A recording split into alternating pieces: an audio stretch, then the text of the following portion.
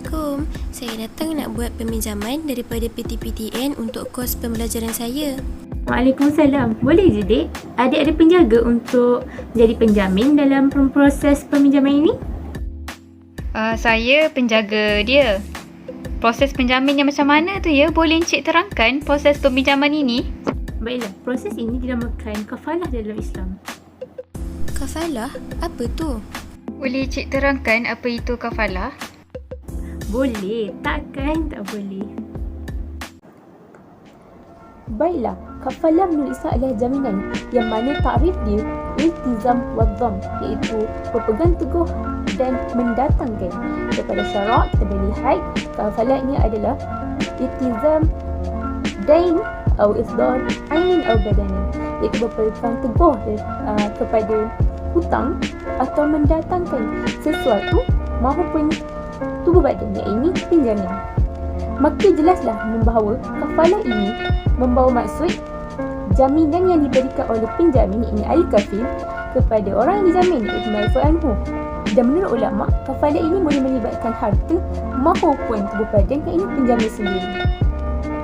Baiklah, seterusnya kita akan tengok dalil ala masyiatil kafalah. Kita ada 3 rujukan. Yang pertama adalah daripada Quran, yang kedua daripada hadis, yang ketiga daripada ijma'. Okey, yang pertama daripada Quran. Qala Allah Ta'ala, a'udzubillahi minasyaitanirrajim, wa kaffalaha Zakaria, daripada surah Al-Imran ayat yang ke-37. Okey, dalam dalil Quran ni Allah SWT berfirman, mafhumnya, dan dia Maryam telah dijamin oleh Zakaria untuk menjaga masjid. Itu yang pertama. Yang kedua adalah daripada hadis Ain Abi Umamah radhiyallahu anhu anna Nabiy sallallahu alaihi wasallam qala az-za'imu gharimun wad-dainu maqdiyun, rawahu Ibnu Majah, hadis sahih. Okey, dalam hadis ni pula daripada kalimah az-za'imu gharimun ad-dainu maqdiyun ni nak katakan daripada hadis ni adalah penjamin adalah berhutang, maka hutang mesti dibayar. Okay, itu yang kedua. Yang ketiga adalah daripada ijma' lah. Qad ajma'al ulama' ala jawazu kafalah lihajatin nas ilaiha. Okey, dalam ijma' ni pula nak katakan yang ulama' ni dia bersepakat untuk mengharuskan kafalah ni atas dasar apa? Atas dasar keperluan kepada manusia. Jadi itu adalah antara ad-dalil ala masyru'iyah al-kafalah. Seterusnya ialah hukum kafalah. Sebelum saya ingin melanjutkan tentang hukum kafalah, saya ingin memberitahu bahawa kafalah ada 3 jenis. Yang pertama, kafalah bin nafsi. Yang kedua, kafalah bil mal. Dan yang ketiga, kafalah bil ain. Okey, sebelum saya ingin menerangkan, saya ingin mengingatkan semula bahawa kafalah bermaksud jaminan. Okey, kafalah yang pertama iaitu kafalah bin nafsi, yang bermaksud jaminan dengan diri sendiri. Sebagai contoh, seseorang individu menjamin kehadiran orang yang tertuduh ke atas mahkamah. Kiranya orang yang menjamin kehadiran orang yang tertuduh tadi itu ialah dikira sebagai penjamin, dijamin dengan diri dia sendiri. Kiranya dia, penjamin itu, kena bertanggungjawab atas kehadiran atau ketidakhadiran bersalah itu ke mahkamah. Yang kedua pula, kafalah bil mal. Kafalah bil mal ialah jaminan dengan melunaskan hutang. Contohnya, apabila seseorang penghutang tak dapat dikesan ataupun mati dan dia belum melunaskan hutangnya, jadi penjamin inilah yang wajib melunaskan penghutang itu. Jadi yang ketiga ialah kafalah bil aini.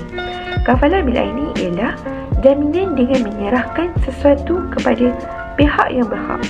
Contohnya, apabila ada sesuatu isu yang penjamin itu tak tahu untuk menyelesaikannya, jadi dia serahkan kepada orang yang lebih tahu untuk menyelesaikannya masalah itu. Okay? Jadi kita kembali kepada hukum kafalah. Hukum kafalah. Okey, kafalah bin nafsi dan kafalah bin mal adalah hukumnya harus. Okey, jadi huraiannya, kafalah bin mal ialah jaminan dengan melunaskan hutang. Okey, sekiranya piutang ataupun orang yang berhutang tidak menunaikan haknya, maka penjamin perlu membayar hutang tersebut. Apabila salah seorang daripada mereka berdua dah bayar hutang, jadi lepaslah tanggungjawab seorang lagi. Seterusnya ialah rukun kafalah. Dalam kafalah kita ada 5 rukun. Yang pertama ialah al-kafil. Al-kafil ini bermaksud penjamin. Yang kedua ialah al-makful lahu. Al-makful lahu ni bermaksud orang yang dijamin. Yang ketiga ialah al-makful anhu ataupun al-asil. Al-makful anhu ini bermaksud orang yang menerima faedah ke atas jaminan. Yang keempat ialah al-makful bihi.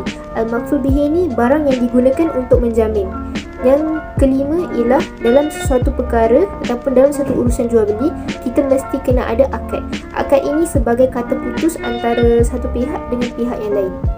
Baiklah, seterusnya kita akan masuk kepada syurut al-kafalah.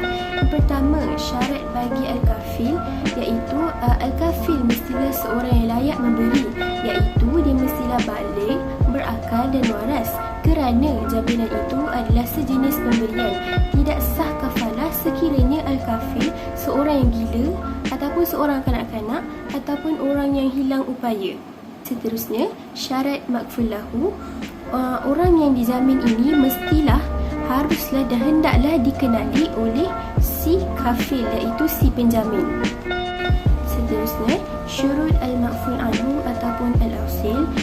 Yang pertama, hendaklah barang yang diberi pinjam itu adalah sabit kepada si peminjam semasa akad kafalah dan tidak disyaratkan kepadanya untuk redha sekiranya barang kafalah itu berbentuk harta. Yang seterusnya adalah syarat al-makful bihi, iaitu syarat bagi barang jaminan. Yang pertama, barang jaminan itu mestilah hak yang pasti untuk si peminjam semasa akad kafalah. Yang kedua, barang yang menjadi jaminan itu adalah barang yang boleh diperoleh oleh si penjamin agar jaminan itu boleh terlaksana. Yang ketiga, hendaklah jaminan pada hutang yang pasti dan sah.